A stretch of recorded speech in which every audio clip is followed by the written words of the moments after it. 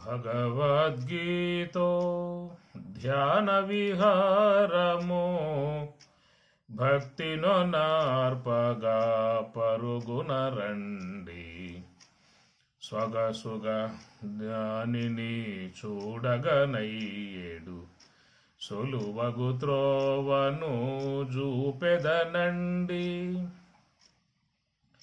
భారత యుద్ధపు పరిసర భూముల బయలుదేరిన భాగ్యం బండి ధీరుడు వ్యాసుడు స్థిరముగా నాటిన దివ్యోధ్యాన క్షేత్రము సుండి.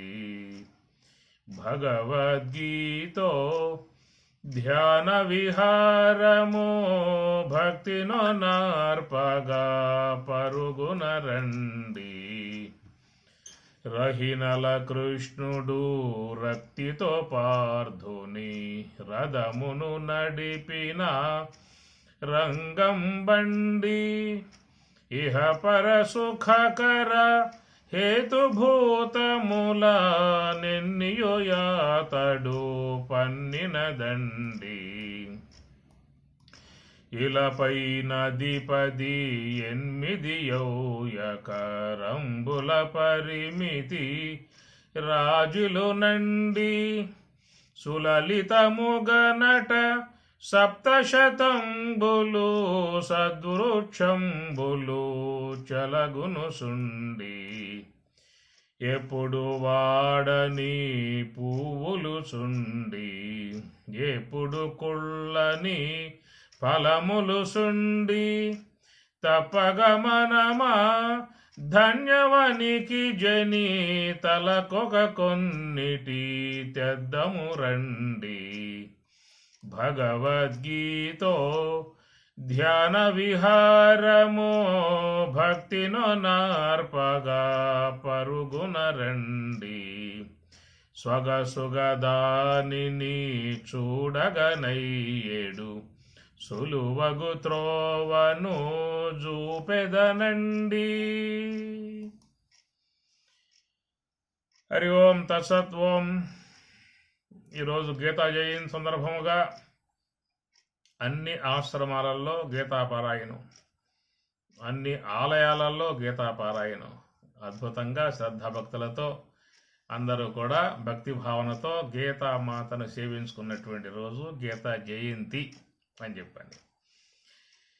సాధారణంగా ఈ జయంతి అనేటువంటి పదములన్నీ కూడా మహాత్ములు, ఈశ్వరులై ఉన్నటువంటి ఈశ్వరాంశతో ఉన్నటువంటి మహాత్ములకు మాత్రమే ఈ జయంతి అనేటువంటి పదం వాడటం జరుగుతుంది. జయంతి అంటే ఏమిటి? పూట గీత జయంతి అంటే గీత ఆవిర్భావము లేదా గీత పుట్టినరోజు అని మామూలుగా అర్థము. కనుక గీత పుట్టినరోజు అన్న పదం సాధారణంగా వాటికి వాడకూడదు. అది లోకంలో సామాన్య జనులు జనించినట్లయితే ఈ పూట పుట్టినరోజు అనేటువంటిదిగా చెప్పుకుంటూ ఉంటాం. మన వాళ్ళందరం కూడా ఈ పూట నా పుట్టినరోజు అనే మాటగా లోకంలో అందరూ కూడా చెప్పుకుంటూ ఉంటారు. అంతే తప్ప మా వారు ఈ పూట అవతరించిన రోజు అని చెప్పని అంటారేమన్నా? ఈ పూట మా ఆవిడ అవతరించిన రోజు అని చెప్పని. కాబట్టి అవతారం అనే పదాలు మనకు వాడుకున్నట్లయితే హాస్యాస్పదంగా ఉంటుంది. ఏమిటయ్యా మీ ఆవిడ అవతరించిన రోజు అని చెప్పని అంటారు వాళ్ళు. కనుక అవతారం అనేటువంటి పదము సాధారణంగా సామాన్య మానవులకి వాడబడే అంశము కాదు. పుట్టినరోజు అని చెప్పి అనుకోవటం అనేది సందర్భోచితంగా ఉంటుంది. చాలామంది కూడా జన్మదినము అనేది కూడా పదం వాడుతూ ఉంటారు. ఈ జన్మదినం అనే పదం వాడటం కంటే కూడా పుట్టినరోజు అనేటువంటి పదమే చాలా సౌలభ్యముగా ఉండే పదము. ఎందుకంటే జన్మ అన్న పదం కొంచెం గ్యాప్ ఇచ్చావనుకో పక్కనే వస్తుందా దినం అనే పదం మళ్ళా వస్తుంది అక్కడ. జన్మ అండ్ దినం, శుభాశిష్యులు, శుభాకాంక్షలు. ఇది రాజకీయ నాయకులు వాడుకునే పదాలు ఎక్కువ ఉంటాయి. ఎక్కువ మనకు బ్యానర్లో కూడా కనబడతా ఉంటాయి. ఊళ్ళో జన్మదిన శుభాకాంక్షలు అని చెప్పని రాజకీయ నాయకులు వాళ్ళ యొక్క స్వభావాలు, వాళ్ళ యొక్క చేష్టలు, వాళ్ళ యొక్క ఆలోచనలు, వాళ్ళ యొక్క వ్యవహారం అంతా చూసినట్లయితే ఈ రెండు పనికొచ్చే అంశాలే వాళ్ళకి మాత్రం. కనుక ఈ పదాన్ని మాత్రం మీరు ఎవరు వాడుకోమాకండి. పుట్టినరోజు అన్న పదం మాత్రం వాడుకోండి. అవతారము అనే పదం భగవంతులకు మహాత్ములకు వాడబడుతుంది. ఈ పూట లక్ష్మణార్యుల అవతరించిన రోజు, ఈ పూట చిన్మయానంద స్వాముల వారి అవతారము, ఈ పూట రమణ భగవానుల వారి అవతారము, ఈరోజు కృష్ణ భగవానుల వారి అవతారము అదన్నమాట. అందుచేత మహాత్ములకు ఎప్పుడూ కూడా మనం గొప్ప పదముగా వాడాల్సి ఉంటుంది. ఎందుకంటే వారందరూ కూడా ఈశ్వర స్వరూపులు. వారు తపస్సు ద్వారా, ధ్యానము ద్వారా జీవత్వమును జయించి అవస్థాత్రయమై అతీతమై ఉన్న బ్రహ్మము యొక్క భావాన్ని పొందారు. కాబట్టి వాళ్ళు సాక్షాత్ ఈశ్వర స్వరూపులు, నడయాడే ఈశ్వర స్వరూపులు. వాళ్ళు కరచరణాదులు కలిగి ఉన్నటువంటి బ్రహ్మముగా మనం వాళ్ళని భావించాల్సి ఉంటుంది, సేవించాల్సి ఉంటుంది. అలాంటి వారి యొక్క ఆశీర్వాదం మనకెంతో అవసరమో. ఆ మహాత్ముల యొక్క దివ్యవాణి, దివ్య వాక్కులు మన జీవితాన్ని పావనం చేసేటువంటివిగా ఉంటాయి. అలాంటి మహాత్ముల యొక్క దివ్యవాణిని మనం శ్రవణం చేసినా, వారి యొక్క చేతి స్పర్శ పొందిన సాధూనాం దర్శనం పుణ్యం, స్పర్శనం పాపనాశనం, సంభాషణం కోటి తీర్థంచ, వందనం మోక్షదాయకం అనేదిగా చెప్పే విషయం. కాబట్టి ఆ ప్రకారముగా మరి మహాత్ములందరూ కూడా చూసినట్లయితే వారిది అవతారము అని చెప్పని అంటారు. ఎందుకంటే వారు లోకంలోకి రావటము, వారు తరించి లోకాలను తరింపజేసే ఉద్దేశంతో వస్తారు. స్వయం తీర్ణ పరాన్న తారయతి, తాము తరించి ఉంటారు, లోకాలను తరింపజేసే ఉద్దేశంతో వాళ్ళు వస్తారు లోకంలోకి. దాని అవతారము అని చెప్పని అంటారు. వివేకానంద స్వాముల వారు ఈ లోకములో శునక పర్యంతం మోక్షం పొందేదాకా నేను లోకంలోకి మళ్ళా వస్తాను అని చెప్పని అన్నారు. అట్లా పుట్టపర్తి సాయిబాబా స్వామి వారు కూడా ఎంతో లోకానికి సేవలు అందించాను, ఎంతో ఆధ్యాత్మికాన్ని ప్రబోధింపజేశాను, ఎంతో మంది చక్కగా మంచి మార్గంలో పయనిస్తూ ఉన్నారు. ఇంకా తరించాల్సినటువంటి వారు చాలా మంది ఉన్నారు. వాళ్ళందరికీ కూడా మోక్ష విధానముగా ప్రబోధింపజేసేటువంటి యొక్క భావనతో నేను రాబోయే అవతారం ప్రేమ సాయిగా వస్తా అని చెప్పేసి అని వారు చెప్పినటువంటి మాట. అట్టనే కృష్ణ పరమాత్మ భగవద్గీతలో కూడా ఆ సంభవామి యుగే యుగే, ఎప్పుడెప్పుడు ధర్మానికి హాని ఏర్పడుతుందో, అధర్మం పెచ్చు పెరిగిపోతుందో, అధర్మాన్ని అణిసివేసి ధర్మాన్ని కాపాడే ఉద్దేశంతో పరిత్రాణాయ సాధూనాం, సాధువులను కాపాడే ఉద్దేశంతో నేను లోకంలోకి వస్తున్నాను అని స్వామివారు కూడా చెప్పినటువంటి యొక్క మాట. అట్లా మరి తత్వవేత్తలుగా బ్రహ్మవేత్తలుగా ఉన్నటువంటి వారు ఈ లోకంలోకి వారు స్వయముగా రావటం ఉంటుంది. స్వమాయయ సంభవామి అని పరమాత్మ గీతలో అంటాడు. స్వమాయయ తన యొక్క మాయను ఆసరాగా చేసుకుని ఈ లోకంలోకి రావటం అవుతుంది. దాని శుద్ధ సాత్విక ప్రకృతి అని చెప్పని అంటారు. మలిన సాత్విక ప్రకృతి అవిద్య. కాబట్టి అవిద్యను అనుసరించి పుట్టేటువంటి జీవులు వీళ్ళందరూ కూడా అవిద్యకు లోబడి, అవిద్యకు వశమై, కర్మవాసనలకు వశమై ఆ కర్మలు అనుభవించే ఉద్దేశంతో లోకంలో రావడం కారణముగా వాళ్ళది జన్మ అని చెప్పని అంటారు. కానీ మహాత్ములు అట్లా కర్మలను అనుభవించే ఉద్దేశంతో రారు. ఎందుకంటే ఆ కర్మ సముదాయం అంతా కూడా బ్రహ్మ జ్ఞానాగ్ని ద్వారా దగ్ధం చేశారు. కాబట్టి ఇక వారికి కర్మలు అనుభవించే విధానముగా వచ్చే విధానం కాదు, లోకాలను తరింపజేసే ఉద్దేశంతో వారు లోకంలోకి వస్తారని చెప్పనే మాట మహాత్ములు చెప్పే మాట.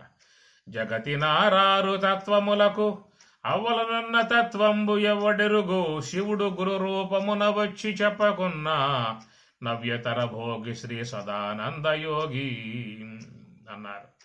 కనుక తత్వం యొక్క స్వరూపాన్ని ప్రబోధింపజేసే విధానం ఒక మహాత్ములకు ఉంటుంది. కాబట్టి వారు ఈశ్వరాంశ కలిగి, ఈశ్వర ఉపాధి కలిగి లోకంలోకి రావటం అవుతుంది. దానిని అవతారము అని చెప్పని అన్నారు. మరి అదే కోవలో భగవద్గీతను కూడా అక్కడ గీత ఆవిర్భావం, గీతావతారం, దాన్ని గీత జయంతి అన్నారు. జయంతి అన్నా అవతారము అన్నా ఎన్ని కూడా ఉన్నతముగా ఉన్నటువంటి పదాలు. మహాత్ములు మన గృహానికి వస్తే ఏమంటాము? మహాత్ములు ఇవేం చేసిరి, మహాత్ములు విజయం చేసిరి అని చెప్పని అంటారు. ఈ పదాలు మనం వాడుకుంటాం లోకంలో. వేం చేసిరి, విజయం చేసిరి అన్న పదాలు మనం వ్యవహారంలో సాధారణ వ్యక్తులకు వాడం. అది మహాత్ములకు మాత్రమే వాడబడుతుంది.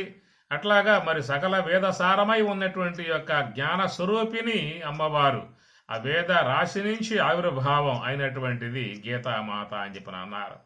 సమస్త లోకాలను తరింపజేసే ఉద్దేశంతో ఆవిర్భావం అయినటువంటి గీతామాత. ఆమె వేదమాత పుత్రిక మరియు కృష్ణ భగవానుల వారి పుత్రిక ఆమె గారు. గీతామాత అంటే వేదమాత పుత్రిక. వేదం అనగా ఈశ్వర స్వరూపుడు, కృష్ణ భగవానుడు కూడా ఈశ్వర స్వరూపులు కాబట్టి ఆ భగవంతుని నుంచి ఆవిర్భావం అయినటువంటిది గీతామాత అని చెప్పని. ఆనాటి కాలంలో భగీరథుడు తపస్చేసి మరి ఆ యొక్క గంగామాతను ఈశ్వర జటాజోటం నుంచి స్రవింపజేసి సమస్త భూమండలాన్ని సస్యశ్యామలం చేసినట్లుగా పాతాళ లోకాల సహితం కూడా పవిత్రం చేసినట్లు ఎట్లయితే గంగామాత ప్రవహించిందో ఆ ప్రకారముగా మరి శ్రీమన్నారాయణుని అంశముగా ఆవిర్భవించినటువంటి భగవద్గీత సమస్త మానవాళిని తరింపజేయటానికే వచ్చినటువంటి గీతామాత. గీతా గంగోదక స్నానం అని చెప్పని కూడా చెప్పుకొస్తూ ఉన్నారు. భగవద్గీత కించిదధీత గంగా జలలవా కణికా పీత. భగవద్గీత కించిత్ అధీత అన్నారు. భగవద్గీత మొత్తం కూడా మనకు రాకపోయినా కానీ కించిత్ అధీత, ఏ ఒక్క శ్లోకాన్ని అధ్యయనం చేసినా కూడా మన జీవితాలను తరింపజేసే విధానం గల ఔషధం భగవద్గీత యందు ఉన్నది. అద్వైతామృత వర్షిణి భగవద్గీతే భగవద్వేషిణి. భగవద్గీత అద్వైత అమృతం. అది ఏమి దేవలోకంలో అమృతం ఉందని చెప్పి అంటారు. అది దేవతలుగా మాత్రమే పరిమితమై ఉన్న విధానం. ఒకవేళ అమృతాన్ని సేవించే ఉద్దేశం ఉంటే మనం కూడా దేహం సాలించి పుణ్యం సంపాదించుకుని స్వర్గలోకాలకు పోతే అక్కడ అమృతాన్ని సేవించే అవకాశం ఉంటుందని చెప్పి అంటూ ఉంటారు. ఒకవేళ బాండం మొత్తం ఖాళీ అయిపోయి ఉందనుకోండి, ఇంకేం సేవిస్తామని ఆడిపోయినా కానీ ఏం అవకాశాలు లేవు. కాబట్టి అంత శ్రమ లేకుండా భగవంతుడే వేద మథనం చేసి, ఎట్లా నాటి కాలంలో క్షీరసాగర మథనం చేసి అమృతాన్ని వాళ్ళు ఎట్లయితే బయటికి తీసుకొచ్చారో, సముద్ర గర్భంలో ఉన్న అమృతం తీసుకొచ్చి సేవించి అమరులయ్యారో, అట్లాగా కృష్ణ భగవానుల వారు కూడా మరి భారత వేద మథనాన్ని చేసి ఆ వేద మథనము నుంచి ఆవిర్భావమైనటువంటి గీతామృతము అన్నారు. ఏమి అమృతప్రాయమై ఉన్నటువంటిది, అద్భుతమై ఉన్నటువంటిది, అంత విలువ కలిగి ఉన్నటువంటిది భగవద్గీత. కాబట్టి స్వామివారు ప్రత్యేకించి శ్రద్ధ వహించి స్వరాజ్య భగవద్గీత అనేటువంటిదిగా ముందు రచించి దాన్ని ప్రింట్ వేసి చక్కగా లోకానికి అందించారు. అయినా మనస్సులో ఆయన తృప్తి కలగలేదు. తర్వాత ఇంకా ఆ యొక్క భగవద్గీత తీసుకొని కలం చేత్తో పట్టుకుని మరలా రాయటం ఆరంభం చేశారు. దానికి పేరు పెట్టారు గీత నవనీతము అని చెప్పి అన్నారు.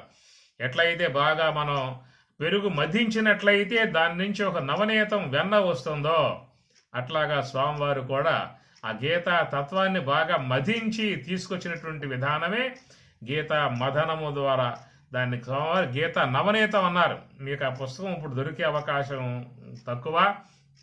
ఎప్పుడో పాత భక్తుల దగ్గర ఉండేటువంటి గ్రంథం అది. తర్వాత కాలంలో స్వరాజ్య భగవద్గీతలోనే గీత నవనీతం కలిసిపోయిందన్నమాట. కనుక గీతా నవనీతం కలిసి అది స్వరాజ్య భగవద్గీతగా కొంచెం బృహత్ గ్రంథముగా మన చేతికి నాడు వచ్చింది. దాంట్లో విశేషాంశముగా చేరి ఉన్నటువంటి యొక్క భాగమే గీతా నవనీతము అని స్వామివారు రచించారు. మరి దాంతో తృప్తి పడ్డారా అని చెప్పనంటే ఆయన తృప్తి కలగల. మరలా ఇంకోసారి కూర్చున్నాడు భగవద్గీత యొక్క అంశం మీద. మరలా ఆ యొక్క కళాన్ని చేత్తో పట్టుకుని మళ్ళా రాయటం ఆరంభం చేశారు.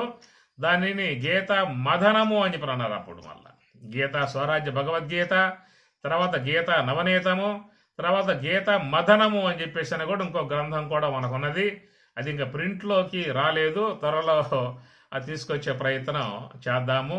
అట్లా మరి గీతలో అంత విశేషం ఉన్నది కాబట్టి స్వామివారం శ్రద్ధ వహించి ఎంతో గొప్ప అంశాన్ని మన ముందు ఆయన ఆవిష్కరింప చేశారు. కనుక అందరూ కూడా చూసినట్లయితే భగవద్గీత పట్ల మరి మక్కువ పెంచుకోవాలి, భగవద్గీత పట్ల శ్రద్ధ పెంచుకోవాలి, భగవద్గీత పట్ల పూజ్య భావన పెంచుకోవాలి. భగవద్గీత అధ్యయనం చేసే అదృష్టం మనకు కలిగింది. ఈ మానవ దేహం పరమేశ్వరుడు ఇవ్వడం కారణముగా అలాంటి యొక్క గీతామాత యొక్క ద్వారా గీతా సందేశాన్ని పొందగలిగే అవకాశం మనకు చక్కగా ఏర్పడింది. కాబట్టి భగవద్గీత పట్ల అందరూ కూడా పూజ్య భావన కలిగి ఉండాలి. మరొక అంశం ఏంటని చెప్పానంటే చాలామంది ఈ కాలంలో అజ్ఞానంతో తెలియనితనంతో ఎవరైనా చనిపోయినట్లయితే ఆయన చుట్టూ కూర్చుని భగవద్గీత పారాయణం చేసే విధానం చేస్తూ ఉన్నారు. ఎందుకంటే ఆ చనిపోయినటువంటి యొక్క జీవి ఉత్తమ లోకాలకు పోవాలనే ఉద్దేశం బహుశా వాళ్ళకు ఉండవచ్చు. అందువల్ల శవం చుట్టూ కూర్చుని భగవద్గీత చదవటం లాంటిది చేయటం కారణముగా దాని నుంచి మరొక ఒక చెడు లోకంలో వ్యాప్తి అయ్యే విధానం ఏర్పడిందన్నమాట.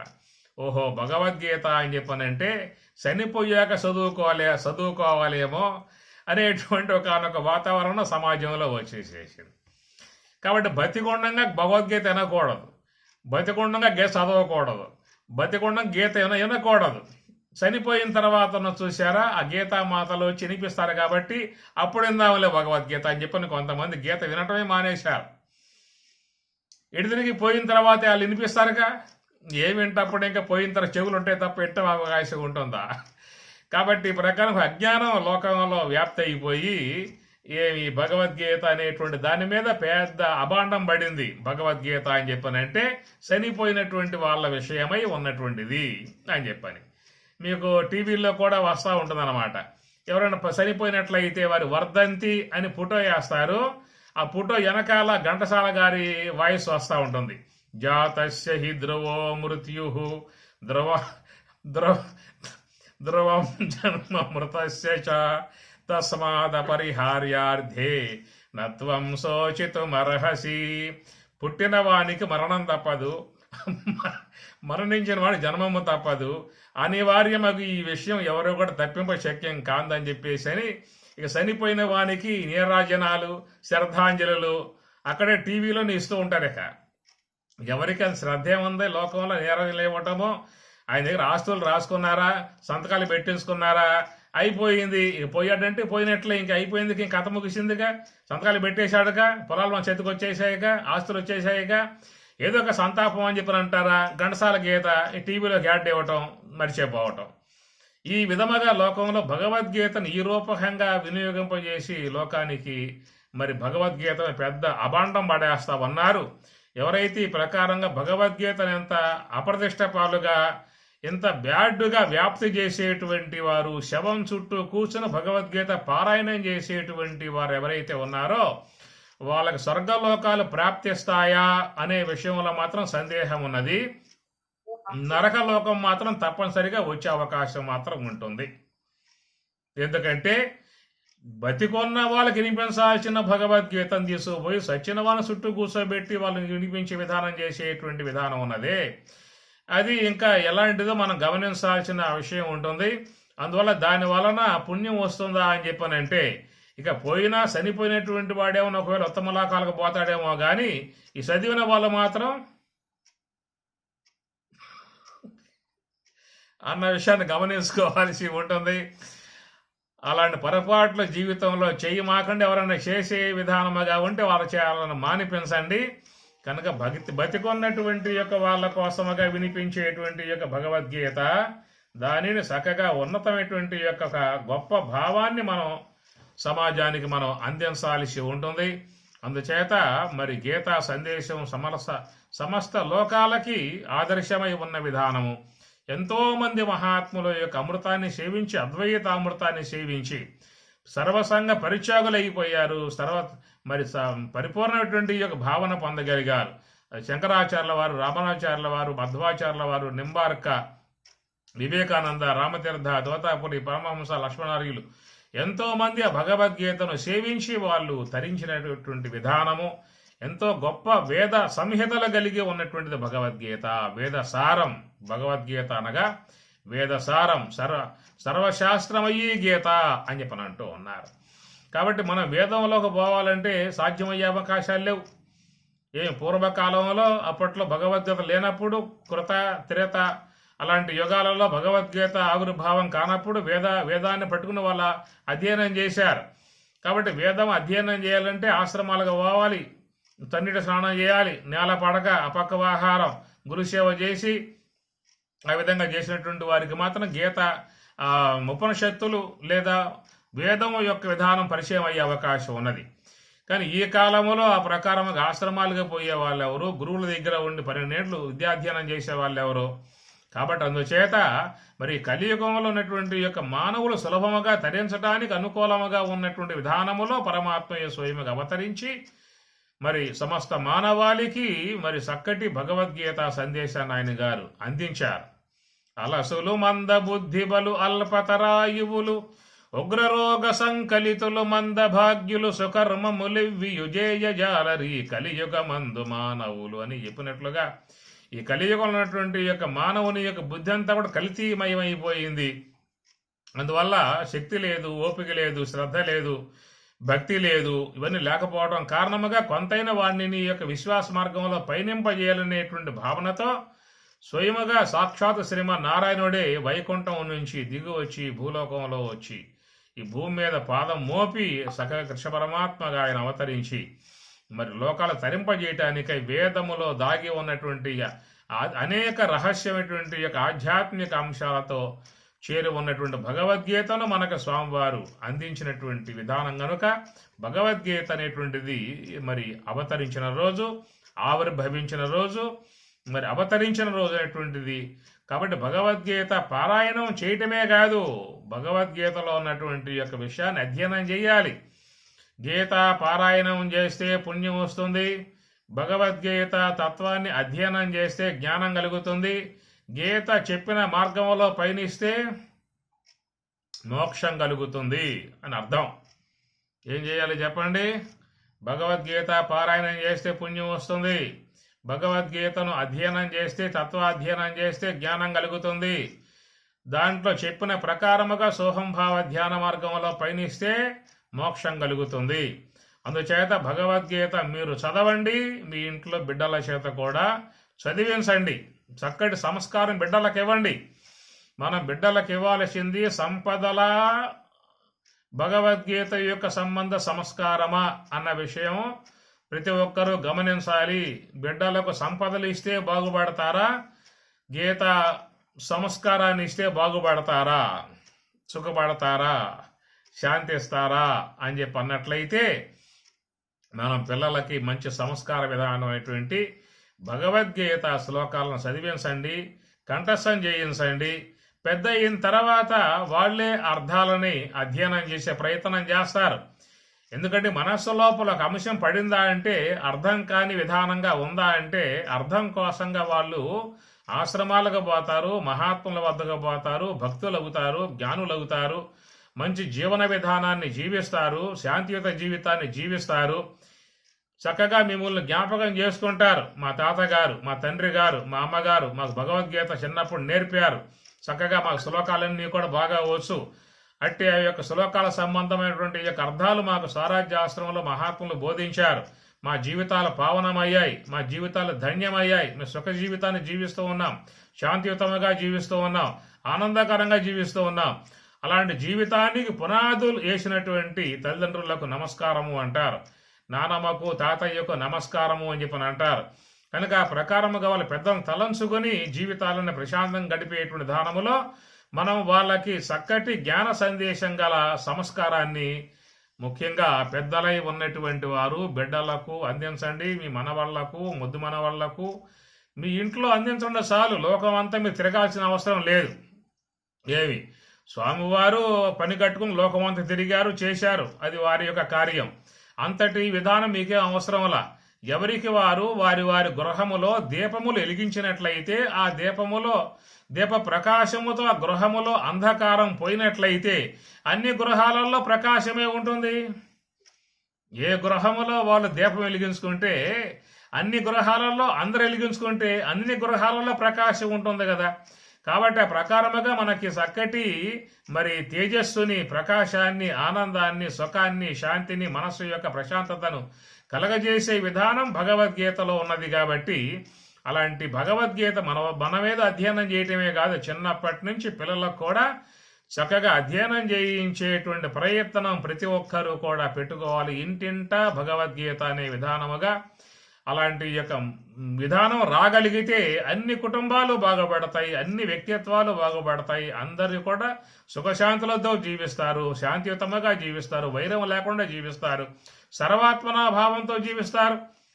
సర్వభూతస్థమాత్మానం సర్వభూతాని చాత్మని అనే విధానం. కాబట్టి అందరూ కూడా నేనే, అందరిలో ఉన్నది నేనే, అంతా ఆత్మస్వరూపులే, అందరూ భగవద్ బిడ్డలే అనేటువంటి భావనలు, మంచి భావన వచ్చినప్పుడు వాళ్ళ జీవితమే మారిపోతుంది, దాని జీవన విధానమే చక్కగా ఉంటుంది. అందుచేత అలాంటి జీవితాన్ని పావనం చేసేటువంటి జ్ఞాన గంగ కాశీలో మునకేస్తే దేహం యొక్క సంబంధ మాలిన్యం పోతుందేమో. గీతా గంగలో స్నానం చేస్తే మన సూక్ష్మ దేహములు అనేక జన్మలుగా పట్టి ఉన్నటువంటి యొక్క మాలిన్యం అంతా కూడా తొలగిపోతుంది. ఏమి 2 పూట్ల మనం స్నానం చేసి దేహ మాలిన్యం పోగొట్టుకుంటూ ఉన్నాం, బాగానే ఉన్నది. శరీరానికి ఆరోగ్యం సంపాదించి పెట్టాం, బాగానే ఉన్నది. మరి సూక్ష్మ దేహంలో ఉన్న రుగ్మతల పోగలు ఎట్లా పోతాయి? సూక్ష్మ దేహంలో ఉన్నటువంటి యొక్క మాలిన్యం ఎట్లా పోతుంది? దాన్ని ఏమైనా కడిగే అవకాశాలు ఉన్నాయా? వాషింగ్ మిషన్లో వచ్చాయా? ఆ వాషింగ్ మిషన్లో సూక్ష్మ దేహం పడే నువ్వు తిప్పండి అవుతుందేమో, మాలిన్యం పోతుందేమో. పోయే అవకాశం ఉందా? లేదు. అందుచేత సూక్ష్మ దేహంలో ఉన్న మాలిన్యములు పోగొట్టుకోవాలని చెప్పన్నట్లయితే ప్రతి ఒక్కరూ కూడా భగవద్గీత అనే గంగలో ఒక మునక వేయాల్సిందే. ఆ మునక వేయగలిగితే సూక్ష్మ దేహంలో పట్టిన మాలిన్యాలన్నీ కూడా మొత్తం తొలగిపోయే విధానం ఏర్పడుతుంది. కాబట్టి అందుచేత భగవద్గీత శ్లోకాలని చదవండి, కంఠస్థం చేయండి. ఇప్పుడు గీతా పారాయణం అని చెప్పని అంటాం. గీతా పారాయణం అంటే మామూలుగా దానికి వ్యావహారిక అర్థం ఉన్నది, పారమార్థిక అర్థం ఉన్నది. కేవలం పారమార్థిక అర్థం వరకే ఉండిపోయావు అనుకోని శ్లోకాలు రావు. అందుచేత ఉన్నటువంటి యొక్క అంశములో వ్యవహార అంశాన్ని పాటించాలి, పారమార్థిక అంశాన్ని పాటించాలి. అందుచేత ప్రతి ఒక్క ఏకాదశికి మన స్వరాజ్య ఆశ్రమంలో భగవద్గీత పారాయణ అనేటువంటిది ఏర్పాటు చేశాము.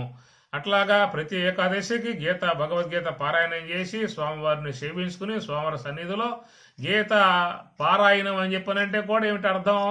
మనస్సుని శ్వాస మీద నిఘా పెట్టడమే గీతా పారాయణం. అది పారమార్థిక అంశం. గీత అనగా అంతర్ముఖ వృత్తి, స్వామి చెప్పినటువంటి యొక్క అర్థము.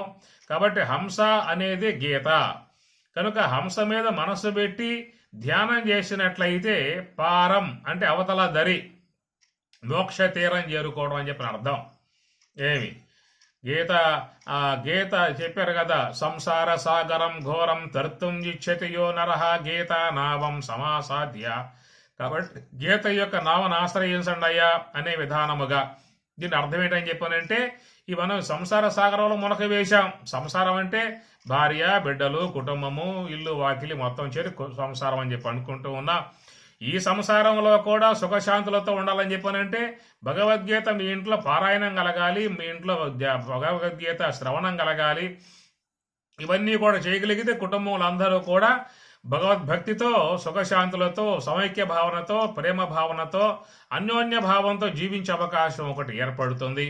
రెండవ అంశం ఏంటని చెప్పానంటే సంసార సాగరం అని చెప్పానంటే ఈ పుట్టటము సావటం పెద్ద సాగరం. ఇది ఈ భవసాగరము అని చెప్పని అన్నారు. ఈ భవసాగరం దాటాలని చెప్పన్నట్లయితే దానికి గీతా నావం సమాసాధ్య. గీతనే నావను ఆశ్రయించాలి. ఏదయ్యా గీతా నావ అని చెప్పనంటే పరమార్థికంగా అంతరార్థముగా హంస అనేటువంటి యొక్క ఆశ్రయంలో హంస మీద కూర్చోవాలి. ఆ హంసయే గీత. గీతామాత శుద్ధ సాత్విక బ్రహ్మాకార వృత్తిగా చెప్పారు మహాత్ములు. గీతామే పరమా విద్య బ్రహ్మరూపాన సంశయ అర్ధమాత్ర అక్షరా నిత్య స్వనిర్వాచ్య పదాత్మిక. గీతా మహాత్ములు చెప్పే మాట ఇది. గీతామే పరమా విద్య బ్రహ్మరూపాన సంశయ. అర్జున, గీత అనేటువంటి పరమ శ్రేష్టమగు విద్య అన్నారు. బ్రహ్మ విద్య అని చెప్పిన అన్నారు.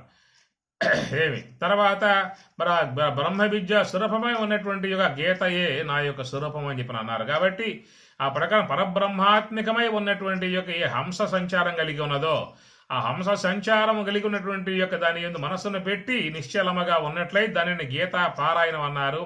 పారం అంటే అవతల దరి. ఏదై అవతల దరి అని చెప్పనంటే స్థూల దేహము, సూక్ష్మ దేహము, కారణ దేహము, మహాకారణము.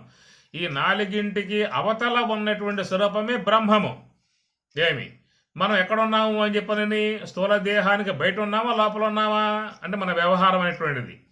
మన వ్యవహారం ఎప్పుడూ కూడా స్థూల దేహానికి బయట చేస్తూ ఉన్నాం. ఈ బయట ఉన్నటువంటి యొక్క సిరి సంపదలలో, భోగభాగ్యాలలో, అనేకటువంటి యొక్క ఐశ్వర్య వస్తువులలో మునిగిపోయాం. శబ్ద, స్పర్శ, రూప, రసగంధాది విషయ ప్రపంచంలో మునకలు వేస్తూ ఉన్నాం. ఈ ప్రకారంగా స్థూల దేహానికి బయట ఉండి మనం వ్యవహారం చేస్తూ ఉన్నాం. కాబట్టి స్థూల దేహము, సూక్ష్మ దేహము, కారణ దేహం, మహాకారణం, ఈ నాలుగింటికి కూడా లోన ఉన్నటువంటి స్వరూపం బ్రహ్మము. కాబట్టి ఆ బ్రహ్మము యొక్క తీరానికి చేర్చేటువంటి విధానం దేనికి ఉందయ్యా అని చెప్పనంటే ఒక హంసకు మాత్రమే ఉన్నది. కాబట్టి ఆ హంస యొక్క స్వరూపమే గీత అనే మాటగా చెప్పుకొచ్చారు. ఆ గీత మాతను ఆశ్రయించినట్లయితే, శుద్ధ సాత్విక బ్రహ్మాకార వృత్తిని ఆశ్రయించినట్లయితే ఆమె ఏం చేస్తుందని చెప్పని పారం యాతి అనగా, పారం అంటే అవతల దరిని చేరుస్తుంది అన్నమాట. కాబట్టి గీత, పార, అయనం 3 పదాలు దాంట్లో ఉంటాయి, గమనించండి. గీత అనగా శుద్ధ సాత్విక బ్రహ్మాకార వృత్తి హంస. పార అంటే అవతల దరి అనగా బ్రహ్మము యొక్క తీరము. అయనము అంటే ప్రయాణం. అయనం అంటే ప్రయాణం. గీత, పార, అయనం. అయనం అంటే ప్రయాణం. మనం ప్రయాణం చేయాలంటే, బ్రహ్మము దాకా ప్రయాణం చేయాలంటే ఎవరికి స్వతసిద్ధముగా పోయే అవకాశం లేదు. కాబట్టి ఆ బ్రహ్మము యొక్క తీరమును చేర్చగలిగేటువంటి యొక్క అవకాశం ఒక హంసకు మాత్రమే ఉన్నది. కాబట్టి ఆ హంసను ఆశ్రయించి ఉన్నటువంటి వారు మాత్రమే పారం అయనం, ఆ ప్రయాణం ద్వారా పారం అవతల దరి చేరే అవకాశం ఏర్పడుతుంది అన్నమాట. అనగా స్థూల దేహము, సూక్ష్మదేహము, కారణదేహము, మహాకారణానికి కూడా అతీతమై ఉన్నటువంటి బ్రహ్మము యొక్క తీరమును చేర్చగలిగే విధానం ఒక హంసకు మాత్రమే ఉన్నది. అదే గీత అన్నారు. బ్రహ్మపట్నము పోదమంటే దారి తెలియదు అన్నయ్య, సూటిగా సుక్కాని పట్టి నావ నడపవే చెల్లెల అని మీరు ఇది విని ఉంటారు చిన్నప్పుడు. ఏమి సూటిగా సుఖాన్ని బట్టి నావ నడపవే చెల్లెల అని చెప్పినాను. బ్రహ్మపట్టణము పోదామంటే ద్వావ తెలియదు అన్నయ్య అని చెప్పన్నారు. కనుక బ్రహ్మము యొక్క స్వరూపాన్ని చేరుకోవడానికి మనకు ఎవరికి కూడా దోవ తెలియదు.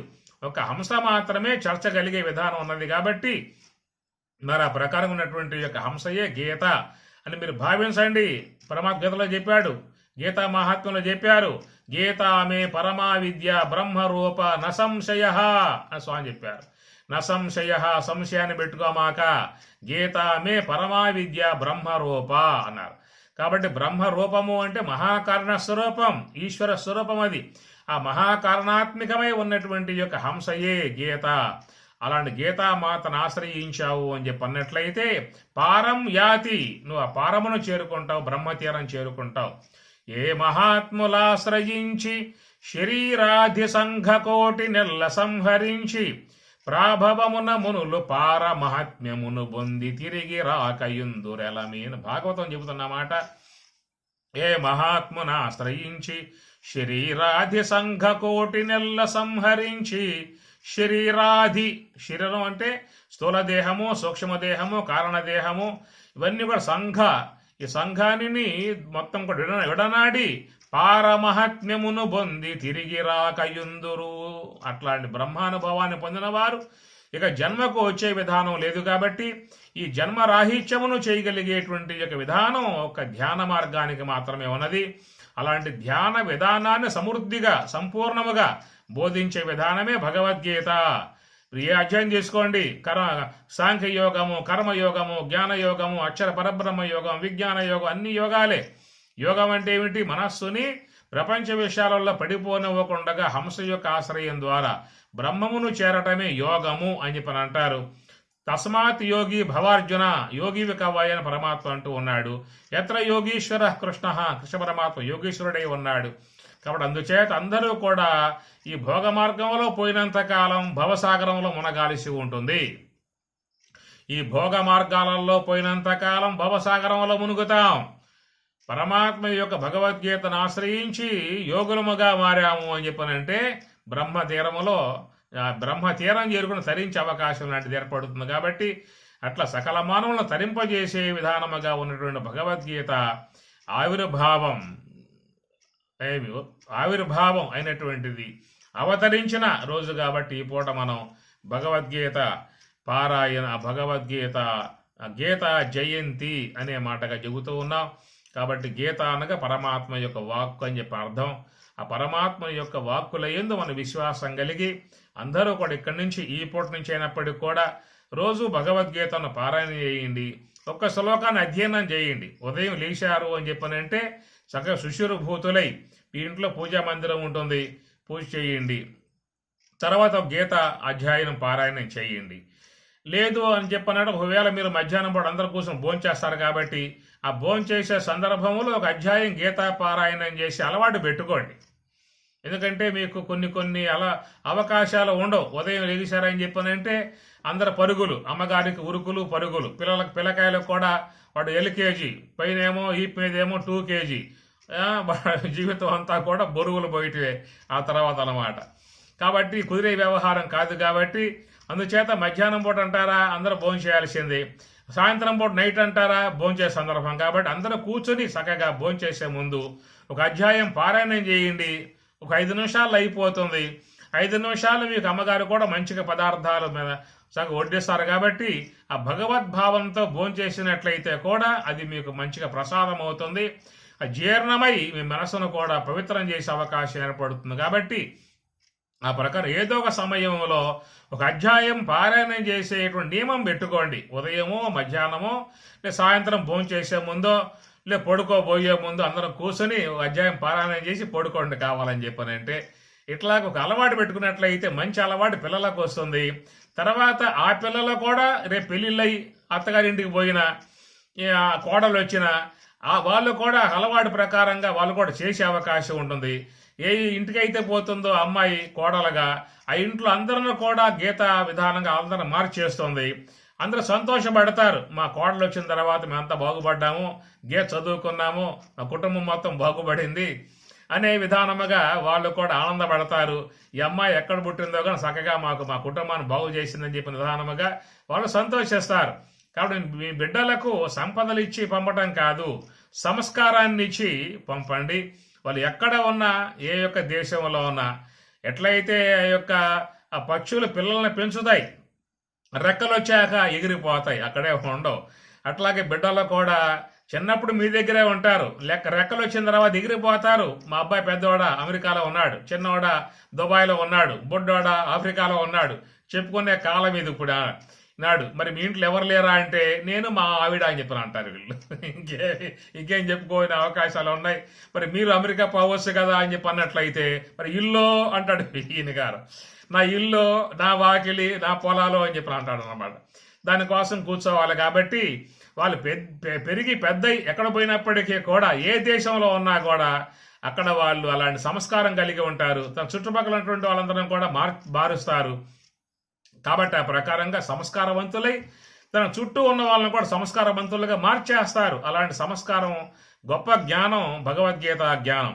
అరణ్యములో ఒక్క చందనపు వృక్షం ఉంటే చాలు, మిగతా వృక్షాలన్నింటికీ కూడా ఆ వాసనే వచ్చేస్తుంది. అరణ్యములో ఒక చందన వృక్షం ఉన్నట్లయితే, గంధప చెట్టు ఉన్నట్లయితే మిగతా చెట్లన్నీ కూడా అదే వాసన కలిగి పరిమళిస్తూ ఉంటాయి.